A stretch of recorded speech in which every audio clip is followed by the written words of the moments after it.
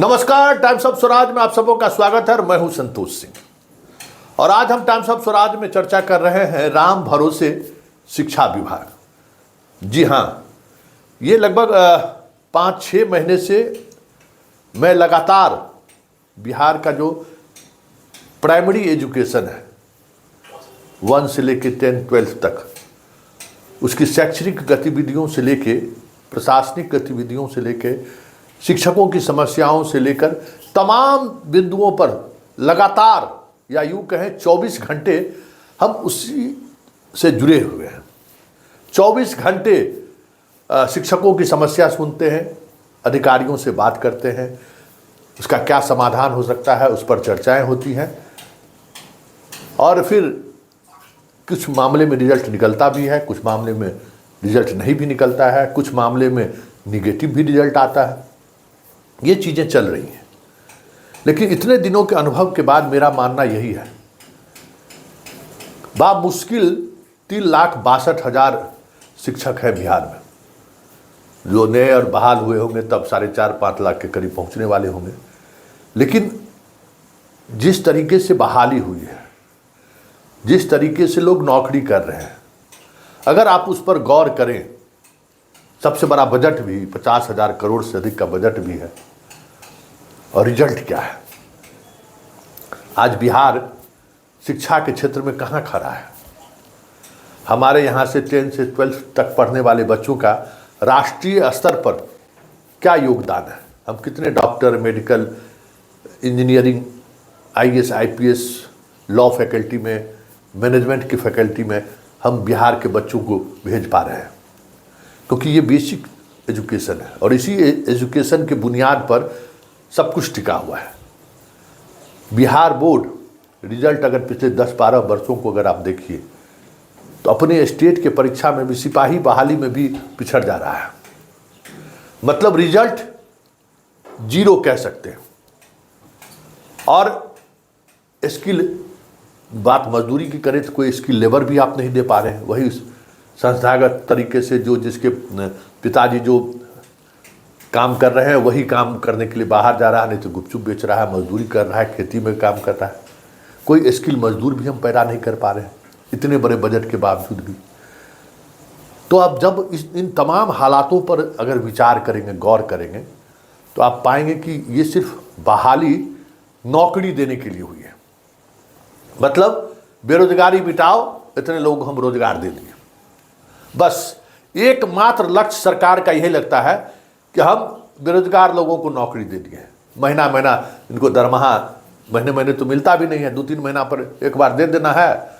सब बताइए, होली के समय में पिछले महीने का भी वेतन नहीं मिला है अभी तक।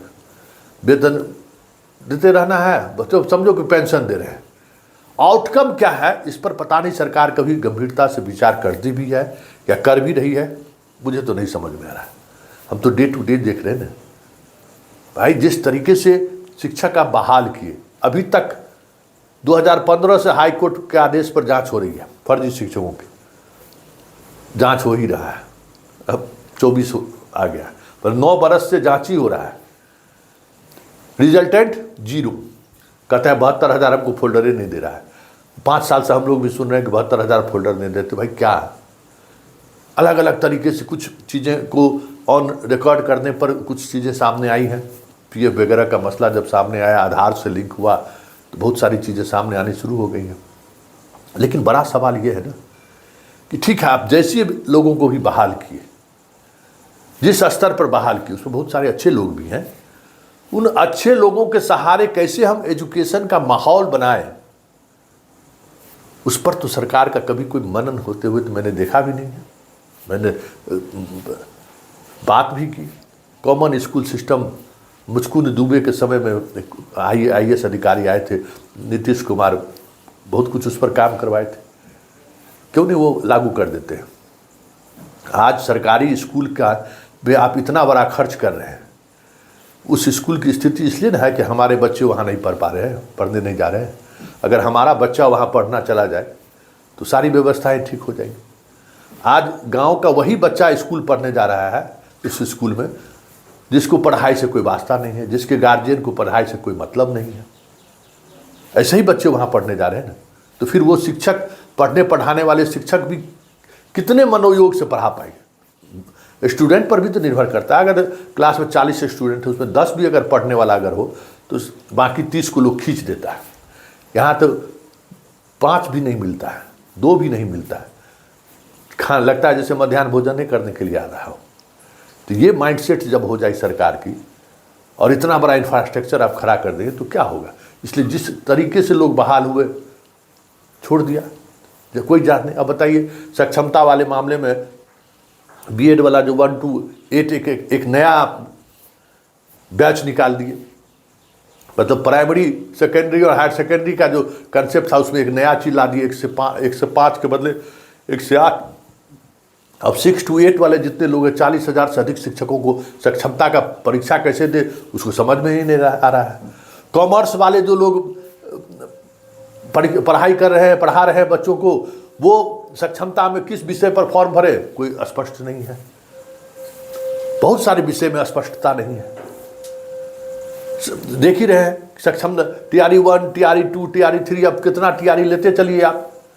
अब लगातार आपका छात्रों की संख्या कम होते जा रही है। इस बार 4 साढ़े 4 लाख कहाँ से भाई। छात्र जो है सो फैक्ट्री के में थोड़ी उत्पादन होता है, एक सिलसिला होता है। आप अगर हर वर्ष बहाल करते तो आज ये स्थिति नहीं बनती। एक बार में हम इतना बहाल कर दो तो मटेरियल भी तो उस तरीके का नहीं मिलेगा आपके पास। बाहर से भी जिन लोगों को लाए उसमें भी मटेरियल उस तरीके का नहीं है। लोग सरेआम चर्चा करती है। आप जिन लोगों को बहाल के, वो रेगुलेट नहीं है ठीक से, वो कुछ काम करे इस तरीके का, उसको न समय पर वेतन है, न इंफ्रास्ट्रक्चर है, न छात्रों को लेकर वो कमिटमेंट लेवल है, वह हर महीने महीने परीक्षा लेते चलिए, वह ये से थोड़ी होता है। तो बहुत सारी ऐसी चीज़ें सामने आई हैं जो जता रहा है कि सरकार की मंशा ही नहीं है कि पढ़ाई हो स्कूल में।